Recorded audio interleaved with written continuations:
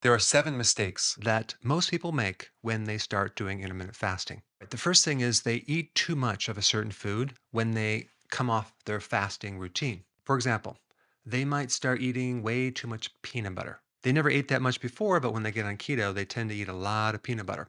And one of the challenges with peanut butter is that high level of aflatoxins. What is an aflatoxin? Well, that's a mold. And there are higher levels of aflatoxins in peanut butter, but it's also in cassava as well, because also sometimes people do the keto um, alternative chips or potato chips, which is cassava chips, and that also has higher levels of aflatoxins. They say it's well tolerated in adults more than children, which is a whole different topic. But with adults, if you're eating a lot of it over a long period of time, it can accumulate. It can irritate the liver and the gallbladder. Those are the two areas that this aflatoxin seems to irritate most. And if aflatoxins are very, very high, I mean, it can even create super oxidation of the liver and even necrosis, inflammation, cancer of the liver and the gallbladder. So it's just something to think about. If you're on the ketogenic diet and all of a sudden you feel like your liver is swollen or you have right shoulder pain or you feel more arthritic or there's something going on with your gallbladder, it could be all that peanut butter. There's a couple things that you can do to minimize that effect, okay, other than just avoiding peanut butter. One is consuming organic Valencia peanut butter. That type has lower levels of this mold, as well as consuming celery with the peanut butter, okay, because celery has a certain chemical that counters some of this aflatoxin. Peanut butter is not very high in nutrients. All right, the next thing is almond flour, okay? This is a big one because with keto, I mean, like almost every recipe includes almond flour, like the breads, the muffins, the cookies, it's all have almond flour. Almonds are very high in oxalates, and so that can also irritate certain joints. It can irritate your digestive system. So it's another one to watch out for that can potentially influence your results when you start this fasting program. And I'm not telling you to avoid all nuts, like you could do walnuts, pecans, pistachios, and also a small amount of Brazilian nuts are fine. And then the last thing that people eat a lot of on the keto, especially when they get started, are all these keto bars or keto desserts, which has certain ingredients that I think is a problem. All the functional fibers, like the soluble corn fiber and tapioca fiber. And you might think, oh, it's a fiber, so it's not a sugar, but it can actually be a problem because there's no long term studies on that. There's also a lot of sugar alcohols that can disrupt your digestive system and give you a lot of gas, and it can affect your mood.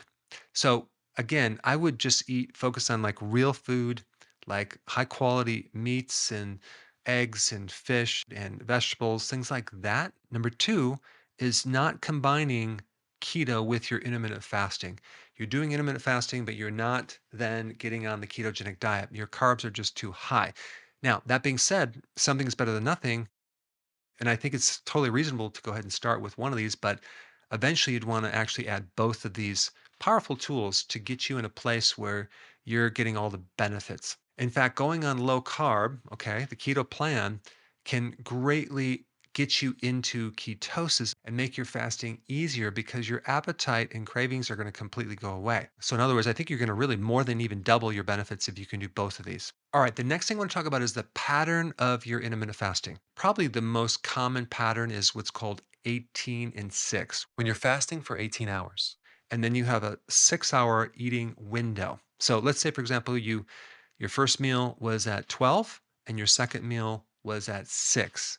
That would be an 18 to 6 ratio. When we talk about the eating window, it is true that you can pretty much eat during that window, but I would recommend not snacking between that window, having two meals, one at your 12 o'clock noon, right? And then fast all the way until 6 and have your second meal. So I wouldn't eat all the way and graze through that entire fasting window if I were you, because you would have more benefits if you just didn't eat anything.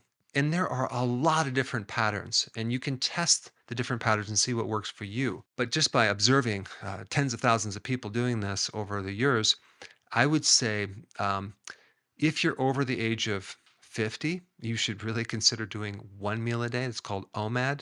If you can do that, and just make sure it includes all the nutrients you need. And I have a lot of videos on that.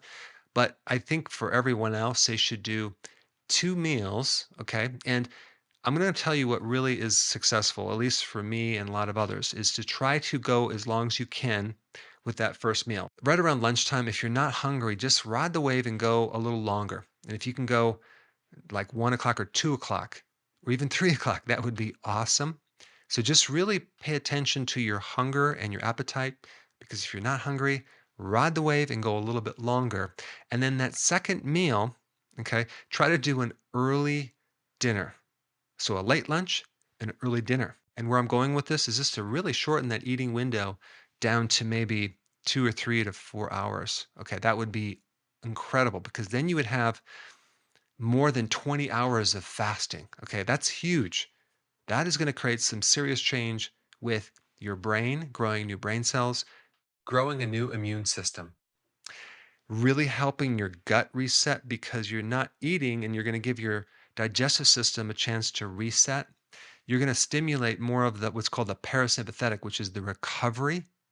You're going to definitely sleep better. You're going to have more energy. You're going to have more support with your mitochondria. You're going to develop more antioxidants in your body. Your insulin is going to be less resistant. Okay. So that's going to heal. Your blood sugars are going to do much better. And your inflammatory conditions will go way down. If you could do that 20 hours, for me, a lot of times I like to eat at like 1 o'clock, sometimes two.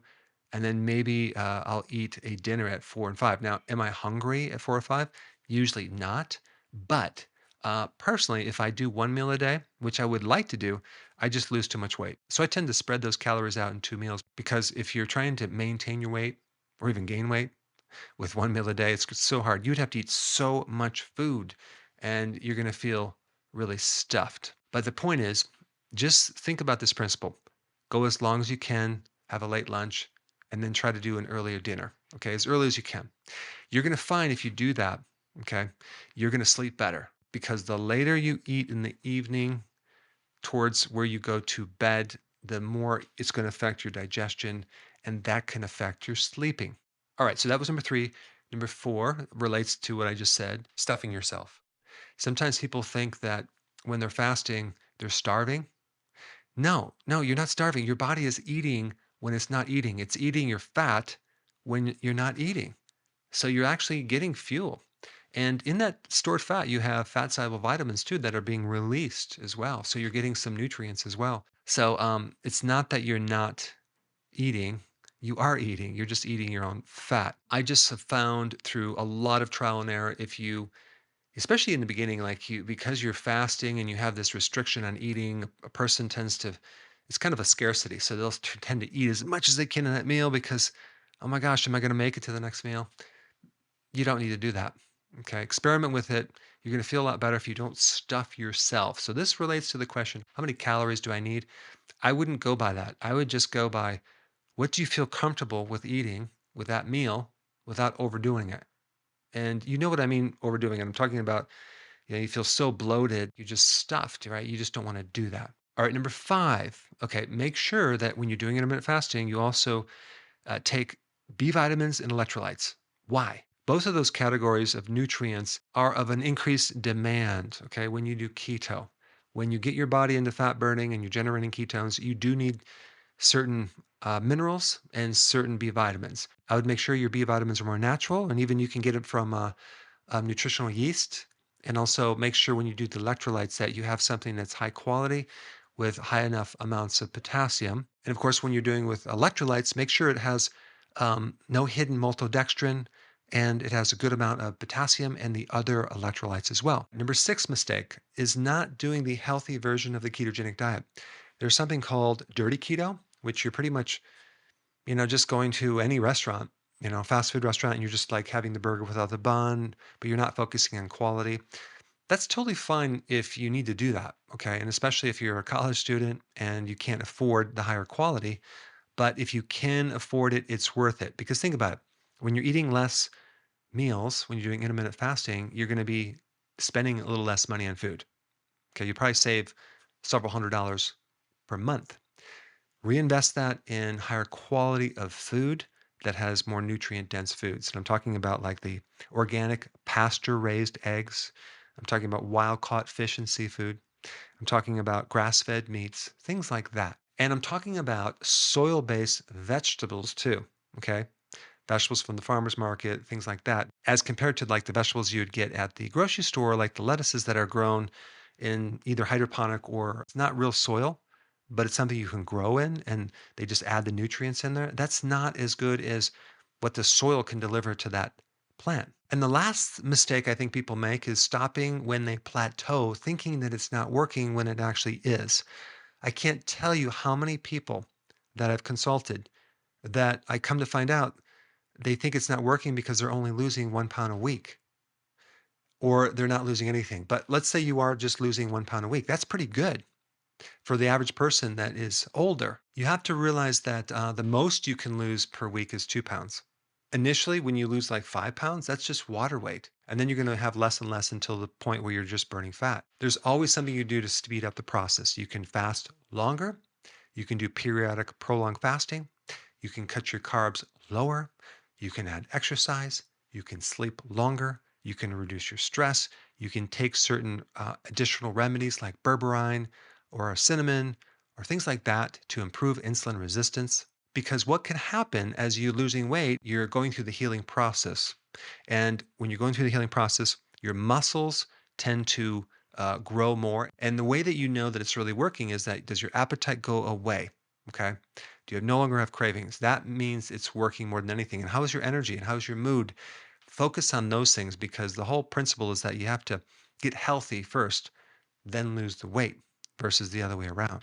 Now, because of the censoring and the suppressing of the algorithms on YouTube, it's becoming more difficult to find my content. And there's a lot of content that I cannot put on YouTube, unfortunately. So, to make sure you have full access of all my information, go to drberg.com and subscribe to my newsletter by clicking the link down below in the description. I will see you on the other side. Now, to give you the details on how to do intermittent fasting, you should watch this video right here.